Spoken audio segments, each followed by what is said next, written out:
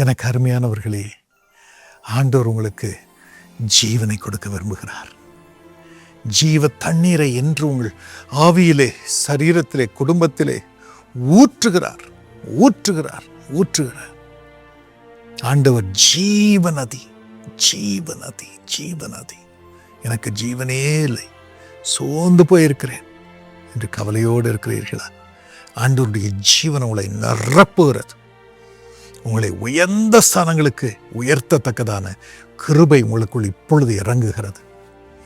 ஏசாயா 27:3 ஆண்டவர் சொல்லுகிறார், கர்த்தராகிய நான் அதை காப்பாற்றி, கர்த்தராகிய நான் உன்னை காப்பாற்றி அடிக்கடி உனக்கு தண்ணீர் பாய்ச்சி, அடிக்கடி எப்பெல்லாம் நீ உலர்ந்து போகிறாயோ, எப்பொழுதெல்லாம் என்ன உன் வாழ்க்கையிலே காய்ந்து போய் விடுகிறதோ, அடிக்கடி அதற்கேற்றபடி நான் தண்ணீர் பாய்ச்சி பாய்ச்சி பாய்ச்சி ஒருவரும் உன்னை சேதப்படுத்தாதபடிக்கு இரவும் பகலும் உன்னை காத்துக்கொள்வேன், இரவும் பகலும் உன்னை காத்துக்கொள்வேன்.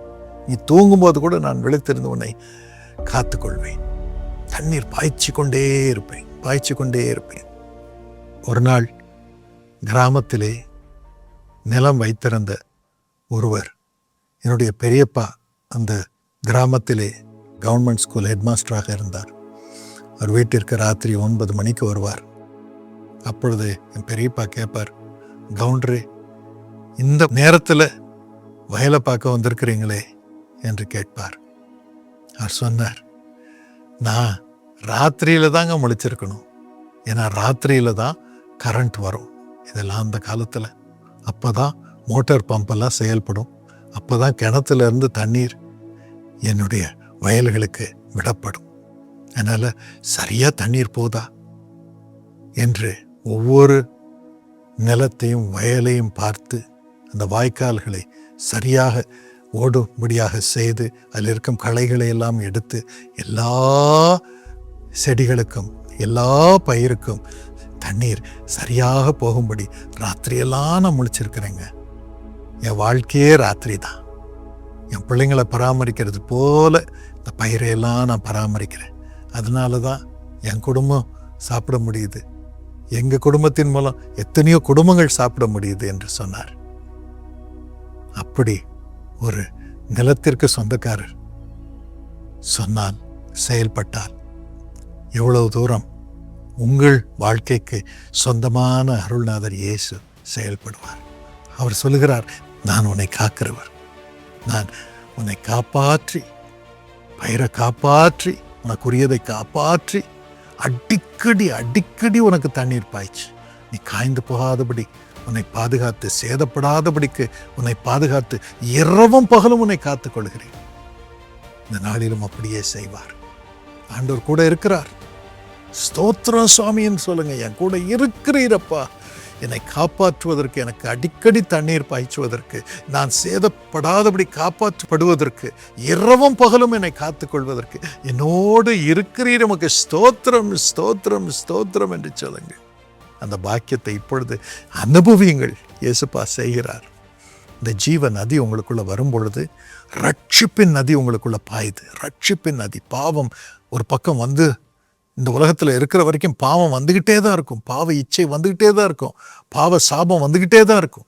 ஆனால் ஆண்டவரோ ஜீவ நதியை அனுப்பிட்டே இருக்கார், பரிசுத்த நதியை உங்களுக்குள்ள அனுப்பிட்டே இருக்கார். ஏசாயா 12:3 படி நீங்கள் ரட்சிப்பின் ஊற்றுகளிலிருந்து மகிழ்ச்சியோடைய தண்ணீரை மொண்டு கொள்வீர்கள்.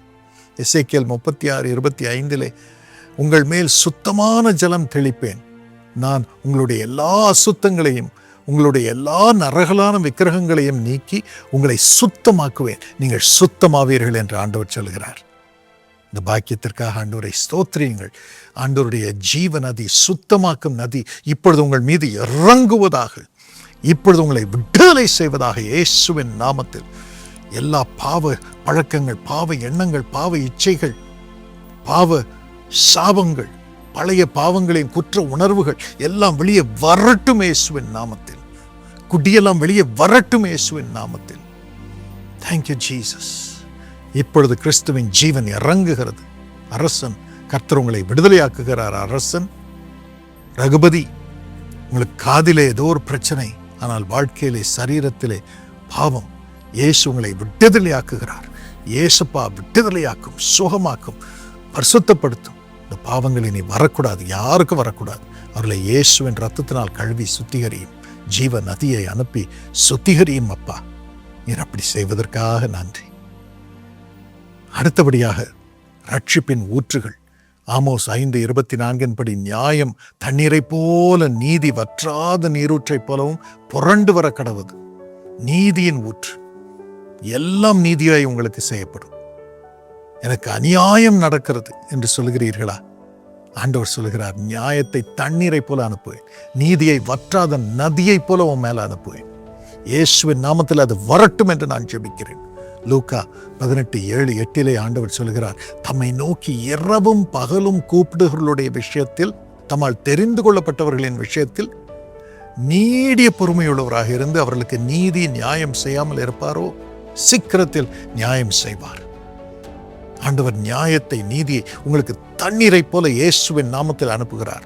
எல்லா அநீதியும் எல்லா அநியாயமும் உங்களை விட்டு நீங்குவதாக, எல்லாம் சரியாக செயல்படும்படி, உங்கள் வாழ்க்கை நடக்கும்படியாக, நியாயத்தின் நீதி வரும்படியாக இயேசுவின் நாமத்தில் கட்டளையிடுகிறேன். விடுதலையாகட்டும் அப்பா. உடனே மத பிள்ளைகள் வேலையிலே சேரும்படி செய்யும், குடும்ப வாழ்க்கையில் ஒன்று சேரும்படி செய்யும், பணம் வரும்படி செய்யும், பற்றாக்குறை நீங்கும்படி செய்யும், அவர்களுக்கு உரிய உயர்வுகள் வரும்படி செய்யும். ஆசீர்வதியும் இயேசுப்பா. இதை உறுதிப்படுத்துவதற்காக நன்றி. ஆமேன். அடுத்தபடியாக பரிசுத்த ஆவியானவருடைய ஊற்று, பரிசுத்த ஆவியானவருடைய நதி உங்கள் மீது இறங்குவதாக. யோவான் 7:37-39 வரைக்கும். என்னிடத்தில் விசுவாசமாய் இருக்கிறவன் எவனோ அவன் உள்ளத்திலிருந்து ஜீவ தண்ணீர் உள்ள நதிகள் புறப்படும். ஜீவ தண்ணீர் உள்ள நதிகள் உங்கள் உள்ளத்திலிருந்து புறப்பட்டு மற்றவர்களுக்கு ஜீவனை கொடுப்பதாக, உங்கள் குடும்பத்தினருக்கு ஜீவனை கொடுப்பதாக, ஜீவனை கொடுக்கும் வார்த்தை உங்கள் வாயில இருப்பதாக. கோபம், எரிச்சல் எல்லாம் மாறி ஜீவனுக்குரிய வார்த்தை இறங்கட்டும். நீங்கள் சொல்லுகிறபடி ஆகும். அற்புதங்கள் உங்கள் வாயின் மூலமாக நடக்கும். அதற்கு பரிசுத்த ஆவியானவரால் ஆண்டவர் உங்களை நிரப்புவாராக. அடுத்தபடியாக குடும்ப வாழ்க்கையிலே ஜீவ தண்ணீர். யோவான் 4:14 படி ஆண்டவர் கொடுக்கும் தண்ணீர் ஒரு நாளும் உங்களுக்கு தாகம் உண்டாக்காமல் ஜீவனால் நிரம்பி இருக்கும்படி செய்யும். ஜீவனால் நிரம்பி இருக்கும்படி செய்யும். அந்த ஆசீர்வாதம் உங்கள் மீது இயேசுவின் நாமத்தில் இறங்குவதாக. பரிசுத்த ஆவியானவராலும் அது பிள்ளைகளை நிரப்பும் சுவாமி, நிரப்பும் சுவாமி, நிரப்பும். அது மகிமை விளங்கட்டும். ஜீவன் உள்ளவர்களாக அவர்கள் இருக்கட்டும் சுவாமி. தாகமே இருக்கக்கூடாது. ஒவ்வொரு ஜெபத்திற்கும் ஒவ்வொரு விண்ணப்பத்திற்கும் பதிலை தாரும்.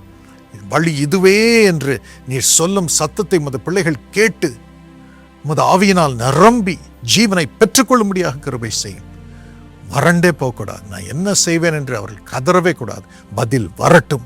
மது சத்தத்தை கேட்கட்டும். ஆவியானவருடைய நதி பிறக்கட்டும்.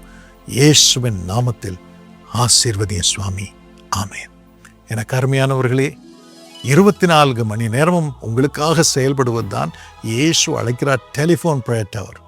அதோடு கூட டயல் ப்ரேயர் என்று ஒரு ஃபெசிலிட்டியும் இருக்குது.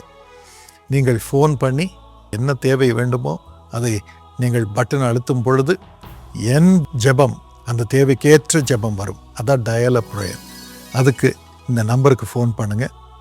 நீங்கள் ஃபோன் பண்ணிங்கன்னா உங்களுக்கு வேண்டிய லாங்குவேஜில் அந்த ஜெபம் வரும். உங்களுக்கு பாக்கியத்தை ஆண்டவர் அந்த ஜெபத்தின் மூலமாக தருவது உறுதி. அதோடு கூட உங்களுக்காக நேரடியாக உங்கள் விண்ணப்பங்களை கேட்டு தெளிவாக உங்களோடு பேசும்படியாக ஒரு ஜெப வீரர் உங்களுக்காக காத்திருக்கிறார். ஜெப கோபுரத்திலிருந்து 24 மணி நேரமும் எந்த மொழி வேண்டுமென்றாலும் நீங்கள் பேசலாம். அதற்கேற்ற ஒரு ஜெப வீரர், வீராங்கனை காத்திருக்கிறாங்க. அதனால் நீங்கள் எப்போ வேணாலும் ஃபோன் பண்ணுங்கள். எல்லாருக்கும் இந்த நம்பரை கொடுங்க. அவங்க பேசட்டும், ஜெபம் பண்ணிக்கிட்டோம், வழிநடத்துதல் பெறட்டும், வசனம் பெறட்டும், கர்த்தரால் நிரம்பி இயேசுவால் நிரம்பி ஜீவனை பெற்றுக்கொள்ளட்டும்.